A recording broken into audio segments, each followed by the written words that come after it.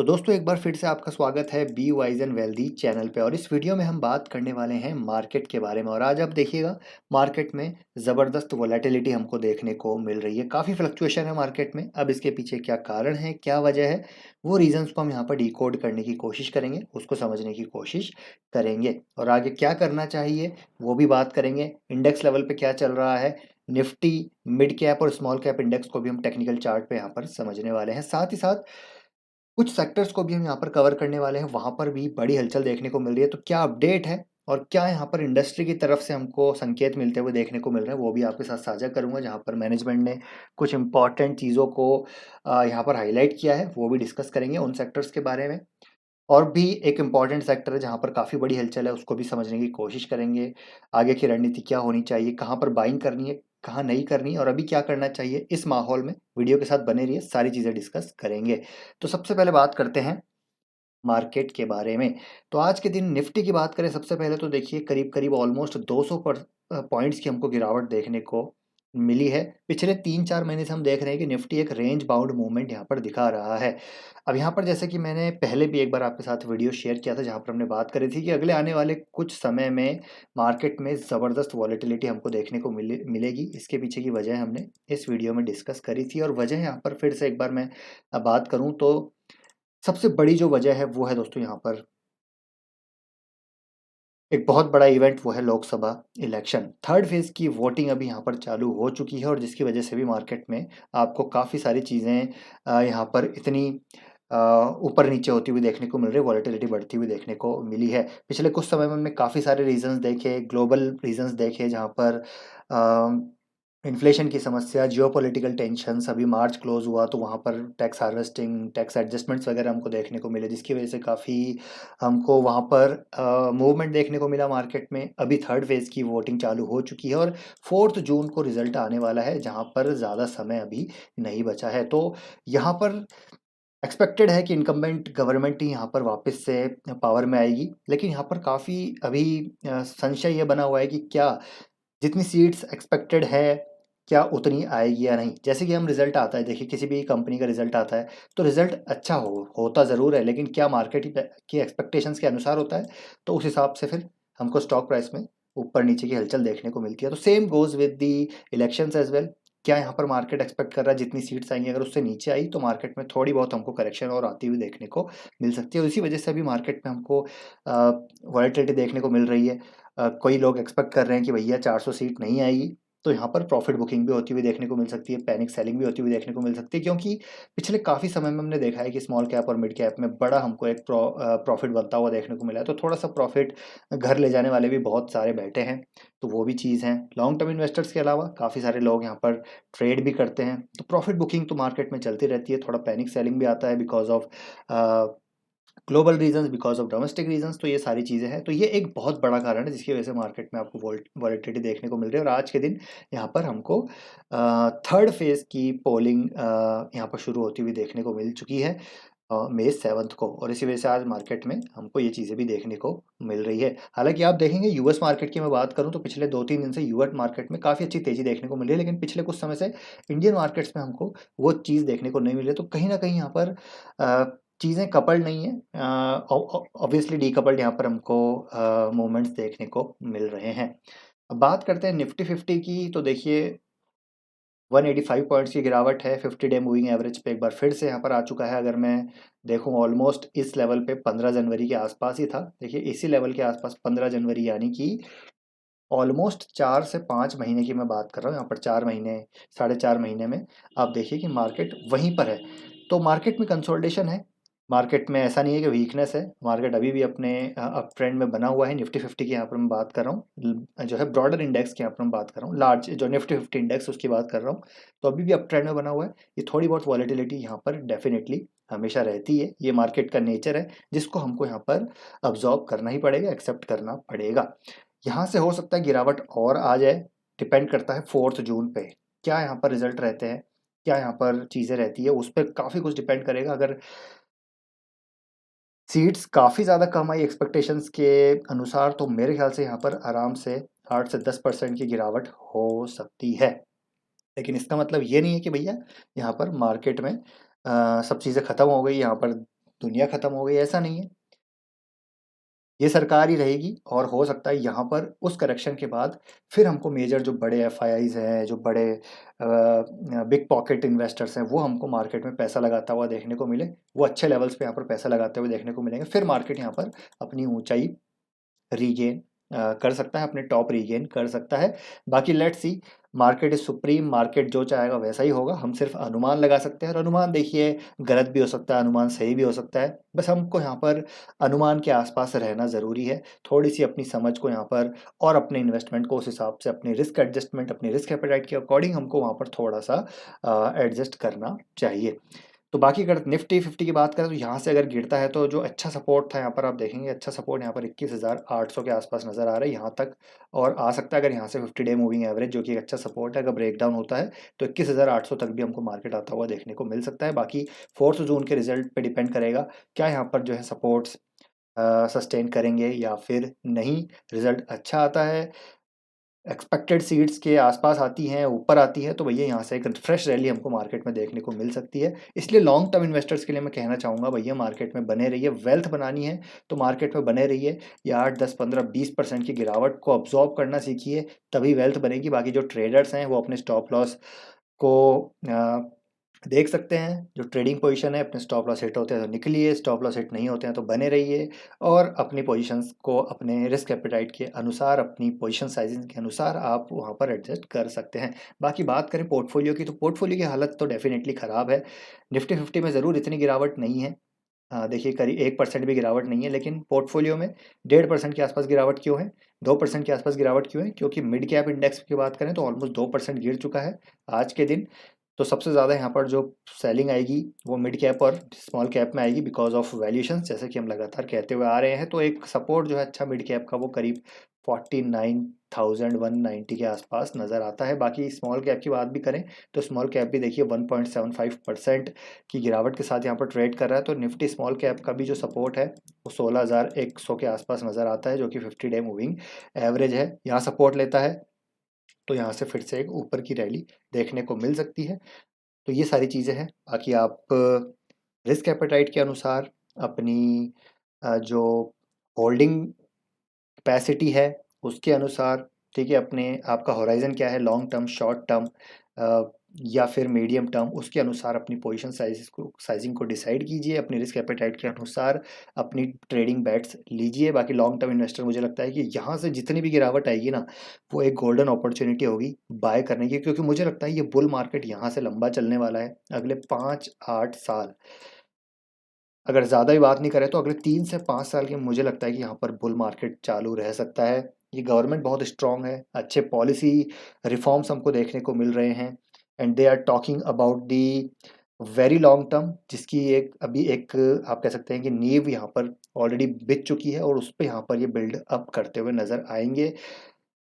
As it seems यहाँ पर ऐसी चीज़ें नज़र आ रही है। बाकी देखिए हर किसी का ओपिनियन अलग है, हर किसी के यहाँ पर पॉलिटिकल डिफरेंसेस हो सकते हैं, लेकिन यहाँ पर मैं बात कर रहा हूँ सिर्फ डेवलपमेंट की। तो डेवलपमेंट इस गवर्नमेंट के थ्रू काफ़ी अच्छे नज़र आ रहे हैं, जो कि स्टॉक मार्केट को यहाँ पर ड्राइव करता हुआ नज़र आ सकता है। तो ये बुल मार्केट मुझे लगता है इंटैक्ट है। तो आप अपने लॉन्ग टर्म गोल को अचीव करने के लिए मार्केट में बने रहिए और अच्छी कंपनीज़ में इन्वेस्टेड रहिए। वैल्यूएशन ज़रूर मैटर करता है, वैल्यूएशन पे ज़रूर ध्यान रखिए। अब बात करते हैं कि क्या हमको खरीदना चाहिए, क्या नहीं, उसके बारे में बात करेंगे। लेकिन उससे पहले कुछ सेक्टर्स के बारे में बात करते हैं जो काफ़ी इंपॉर्टेंट है, आज रनअप दिखा रहे हैं। वो है दोस्तों एफएमसीजी सेक्टर। आज आप देखेंगे तो डाबर में देखिए 6% की तेज़ी है, बजाज कंज्यूमर में ऑलमोस्ट 3-4% हमको तेज़ी देखने को मिल रही है, गोदरेज कंज्यूमर देखिए 4% अप है, आईटीसी देखेंगे तो 2.25%, हिंदुस्तान यूनिलीवर काफ़ी टाइम बाद 5% अप देखने को मिल रहा है, और आप देखेंगे नेस्ले 2.5% अप है, मैरिको देखिए 9.24%। तो एफएमसीजी में एक बार फिर से हरियाली आती हुई नज़र आ रही है। अब इसके पीछे क्या रीज़न है?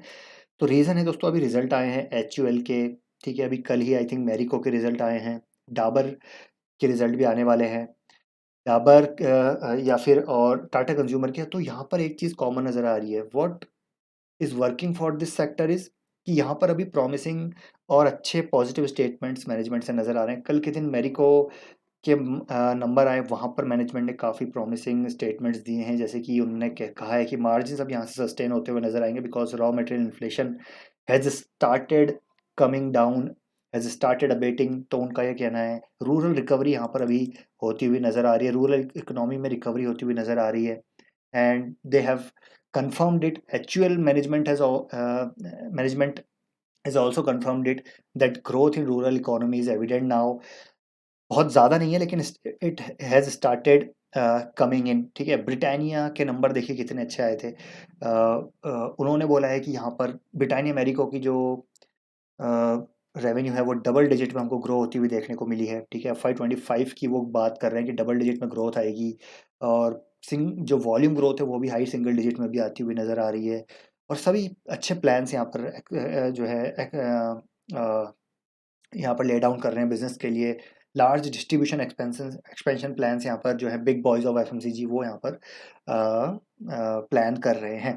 तो ये सारी चीज़ें हैं जो अच्छी नज़र आ रही है, रूरल इकोनॉमी है, नंबर्स यहाँ पर अच्छे आ रहे हैं। और एक इग्नोर्ड सेक्टर था, ब्रॉडली इग्नोर्ड सेक्टर था, तो अभी यहाँ पर जो वैल्यूशंस थे वो भी डिसेंट होते हुए नज़र आ सकते थे, बहुत अच्छे तो नहीं लेकिन डिसेंट नज़र आ गए थे, जिसकी वजह से भी एक कहीं ना कहीं वापस से यहाँ पर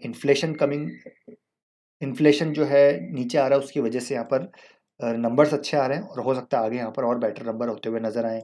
तो ये चीज़ें हैं। थर्ड बात करें तो एक्सपेंशन प्लान्स हैं, डिस्ट्रीब्यूशन प्लान्स यहाँ पर काफ़ी अच्छे बताए जा रहे हैं मैनेजमेंट के द्वारा, चाहे HUL की भी बात करूँ, मैरिको की बात करूँ। और यहाँ पर फोर्थ अगर बात करें तो वो बोल रहे हैं कि मार्जिन्स यहाँ पर सस्टेन रहेंगे और FY25 की जो ग्रोथ है वो डबल डिजिट में रहेगी। तो काफ़ी सारे फैक्टर्स हैं जहाँ पर मैनेजमेंट्स प्रॉमिसिंग नज़र आ रहे हैं, नंबर्स अच्छे आ रहे हैं। तो आप भी जाके HUL की कॉन कॉल पढ़िएगा, कल मैरिको की कॉन कॉल पढ़िएगा, काफ़ी सारी चीज़ें अच्छी नज़र आ रही है। इसकी वजह से इस सेक्टर में वापस से तेज़ी नज़र आ रही है। हालाँकि बहुत सारी चीज़ें ऐसी नहीं है कि यहाँ पर बहुत चीज़ें अच्छी हो चुकी है, नंबर्स अभी भी उतने अच्छे नहीं है, लेकिन नंबर्स अभी यहाँ पर इम्प्रूव्ड होते हुए नज़र आ रहे हैं with along with the management positive commentary. तो बाकी बात करें बाइंग क्या करनी है, तो देखिए एफएमसीजी सेक्टर तो एक डिफेंसिव सेक्टर है, और जब मार्केट में वॉलेटिलिटी रहेगी तो भैया एफएमसीजी में पैसा आता ही आता है। तो ये हम अभी भी देख रहे हैं और वापस हमको देखने को मिल रहा है।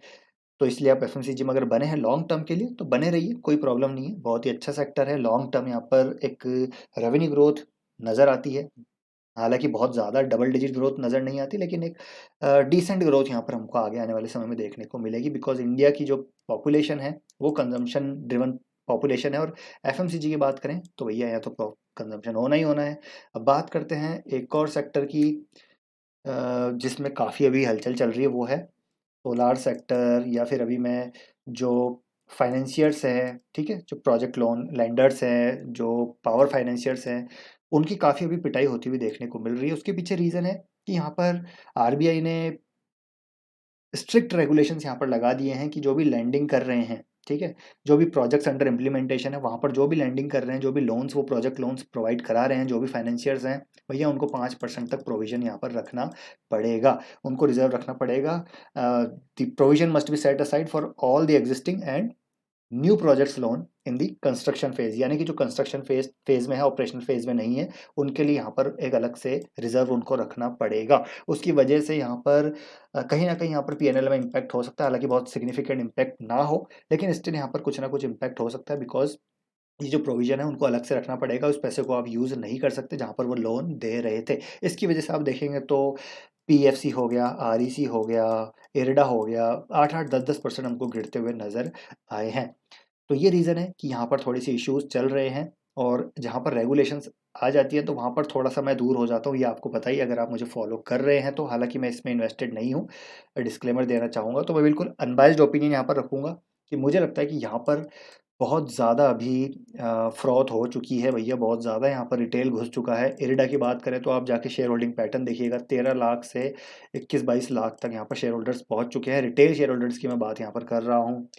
पीएफसी आरईसी की आप वैल्यूएशन देखेंगे तो भैया 8 के प्राइस टू बुक पे ट्रेड कर रहे हैं। इरिडा यहाँ पर आई थिंक 5 के प्राइस टू बुक पे ट्रेड कर रहा है। हालांकि देखिए सेक्टर की मैं बात करूँ, सोलार, ग्रीन एनर्जी, तो यहाँ पर ग्रोथ ज़रूर है आने वाले समय में, बहुत एक इमर्जिंग सेक्टर है, तो वहाँ पर जो फाइनेंशियर्स है वो काफ़ी बेनिफिट होंगे। लेकिन जैसा मैं हमेशा कहता हूँ कि वैल्यूएशन एक ऐसा मैट्रिक है जिसको आपको हमेशा ध्यान रखना है। वैल्यूएशन अगर ज़्यादा दे देंगे तो भैया फिर वहाँ से थोड़ा सा मुश्किल हो जाएगी। प्रॉफिट बनाने में, हमको वहाँ पर पैसा बनाने में। तो ये चीज़ आपको ध्यान रखनी है। बाकी आपका डिसीज़न है, आप क्या करें क्या नहीं। मैं इसमें इन्वेस्टेड नहीं हूँ, तो बस इतना ही मैं कहना चाहूँगा। बात करते हैं अब क्या बाय करना है क्या नहीं। तो मेरे ख्याल से देखिए मार्केट में वॉलेटिलिटी रहेगी, 1 महीना और रहेगी।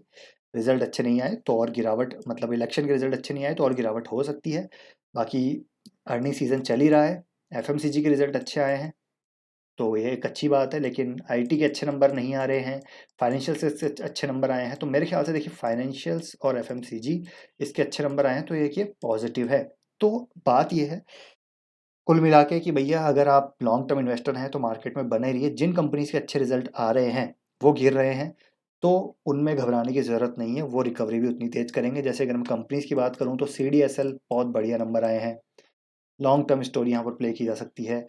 बैंक्स की बात करूँगा, कोटक बैंक के नंबर अच्छे आए हैं। ज़रूर यहाँ पर रेगुलेटरी इश्यूज़ है, आरबीआई ने यहाँ पर ऑनलाइन ऑनबोर्डिंग को बैन किया, उसका इश्यूज़ है, लेकिन नंबर्स काफ़ी अच्छा है। उसके बाद रिजल्ट में स्टॉक में भी तेज़ी देखने को मिली। आप आईसीआईसीआई के नंबर देखिए, एक्सिस के देखिए, एचडीएफसी बैंक के देखिए, सबके नंबर अच्छे आए, तो यहाँ पर बाइंग की जा सकती है। वैल्यूएशन भी काफ़ी अच्छे हैं। साथ ही साथ आप देखेंगे तो मिड कैप स्पेस में सोना कॉमस्टार के नंबर अच्छे आए हैं, सीडीएसएल हो गया, स्मॉल कैप में आ गए, ये इनके नंबर अच्छे आए हैं। डी मार्ट जैसी कंपनीज़ के नंबर अच्छे आए हैं, बजाज फाइनेंस के अच्छे नंबर आए हैं, और आवास फाइनेंसियर्स के अच्छे नंबर आए हैं। तो जहाँ पर अच्छे नंबर आ रहे हैं ना, उन कंपनीज़ के साथ बने रहिए, घबराने की ज़रूरत नहीं है। बस आपको करना क्या है, आपकी कन्विक्शन पे डिपेंड करता है कि आप बने रहेंगे या नहीं। कैसे रिज़ल्ट आ रहे हैं, रिज़ल्ट अच्छे हैं तो बने रहिए। साथ ही साथ यहाँ पर होल्ड इज़ गोल्ड। तो कन्विक्शन है, अच्छे रिज़ल्ट आ रहे हैं, होल्ड कीजिए लॉन्ग टर्म के लिए, कोई प्रॉब्लम यहाँ पर नहीं है। अगर आप 8% 10% की गिरावट से घबरा जाएँगे तो भैया अपने प्रॉफ़िट बुक करते रहिए और पोर्टफोलियो में चर्न करते रहिए। यही एक ऑप्शन है। अगर आप गिरावट को अब्ज़ॉर्ब नहीं कर सकते तो चर्न काफ़ी आपका होगा। बाकी मेरे ऐसा नहीं है कि आप सिर्फ लार्ज कैप में रहिए, मिड कैप, स्मॉल कैप में भी रहिए, क्योंकि मुझे लगता है rally mid cap, small cap में जारी रहेगी। बस थोड़ा-सा करेक्शंस यहाँ पर स्टीप रहेंगे, तो वो आपको थोड़ा-सा अब्ज़ॉर्ब करने होंगे। बाकी मिड कैप, स्मॉल कैप में बने रहिए और लार्ज कैप में भी बने रहिए, पोर्टफोलियो में स्टेबिलिटी बनाए रखिए। तो आई होप दोस्तों ये वीडियो आपको इन्फॉर्मेटिव लगा होगा। पसंद आया वीडियो लाइक कीजिए, शेयर कीजिए। आपका ओपिनियन ज़रूर शेयर कीजिएगा, मार्केट को लेकर, कंपनीज़ को लेकर, इलेक्शन को लेकर कमेंट बॉक्स में। तो आई होप वीडियो पसंद आया तो लाइक करेंगे। मिलते हैं नेक्स्ट वीडियो में। Till then take care, bye bye.